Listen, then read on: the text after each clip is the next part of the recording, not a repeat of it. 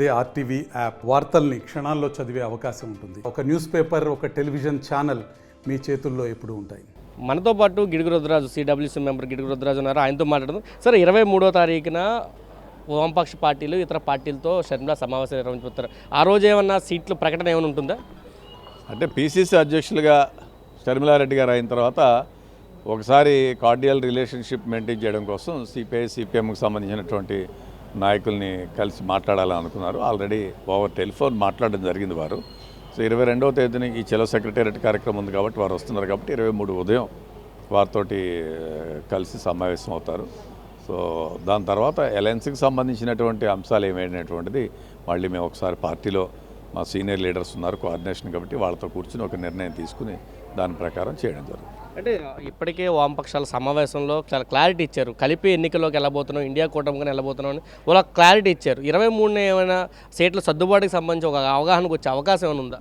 రాజకీయ పార్టీగా మా పిసిసి అధ్యక్షులతోటి సిపిఐ సిపిఎం వాళ్ళు కూర్చున్నప్పుడు రాజకీయ అంశాలే మాట్లాడతారు.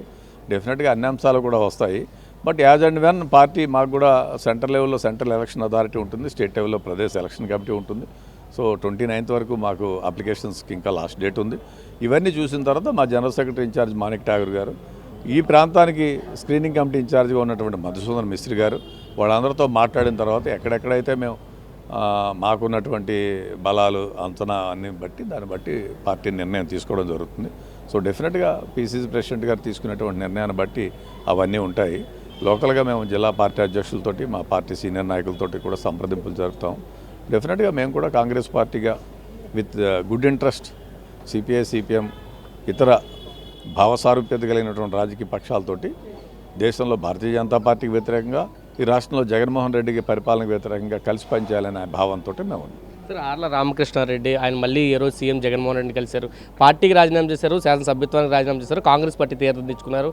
మళ్ళీ ఈరోజు జగన్మోహన్ రెడ్డి కలిశారు. ఎలా చూస్తారు?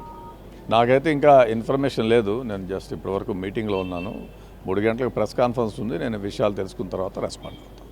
అంటే నెల రోజుల కాలంలోనే, కేవలం నెల రోజులు, 21వ తారీఖున ఆయన జాయిన్ అయ్యారు. మళ్ళీ 21, రేపు 21 చెప్తుంది. నెల రోజుల కాలంలోనే మళ్ళీ యూటర్న్ తీసుకున్నారు అని భావించవచ్చా?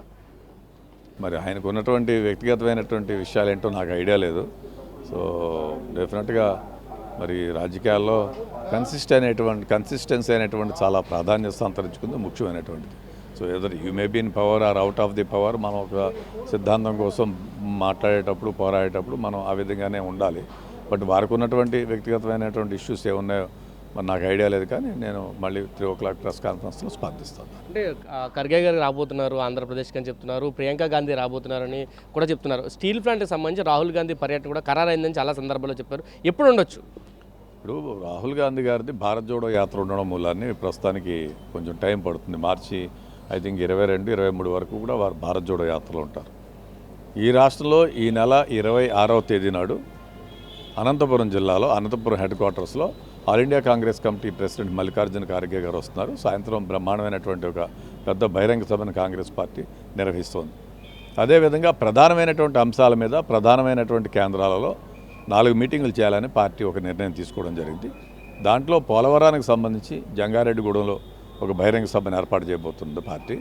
గుంటూరులో ఈ క్యాపిటల్కి సంబంధించినటువంటి అంశం మీద ఒక మీటింగ్ని ఏర్పాటు చేయబోతుంది.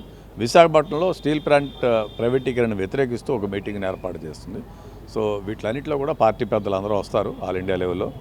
ప్రధానంగా కర్ణాటక ముఖ్యమంత్రి సిద్ధరామయ్య గారు, తెలంగాణ ముఖ్యమంత్రి రేవంత్ రెడ్డి గారు, మా party general secretary Manik Tagore గారు, మా పీస్ ప్రెసిడెంట్ షర్మిలారెడ్డి గారు. ఎన్నికల ప్రచారానికి ముందే రాబోతున్నారు వీళ్ళంతా, ఎన్నికల నోటిఫికేషన్ వచ్చిన తర్వాత సభల్లోకి రాబోతున్నారు?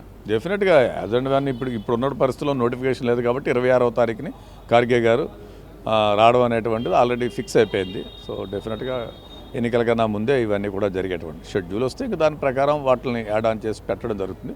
But in principle Congress party ఒక 4 బహిరంగ సభల్ని అంశాల వారీగా ప్రత్యేక హోదాకు సంబంధించి కానీ, విభజన హామీలకు సంబంధించి కానీ, పోలవరానికి సంబంధించి కానీ, స్టీల్ ప్లాంట్ ప్రైవేటీకరణకి వ్యతిరేకిస్తూ కానీ, రాయలసీమకు సంబంధించినటువంటి ప్రధానమైనటువంటి సమస్య ప్రధానంగా వెనుకబడినటువంటి జిల్లా రాయలసీమకి నిధుల కోసం కానీ వీటిలన్నింటి మీద ఏర్పాటు చేస్తున్నారు.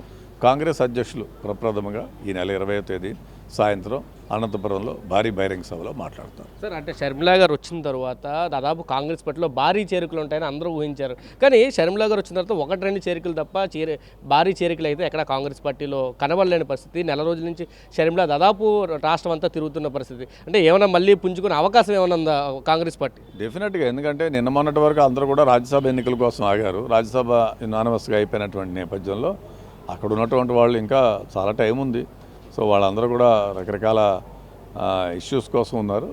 వీఆర్ వెరీ హోప్ఫుల్, చాలామంది వస్తారు, డెఫినెట్గా వస్తారని భావిస్తున్నాను. Thank you sir.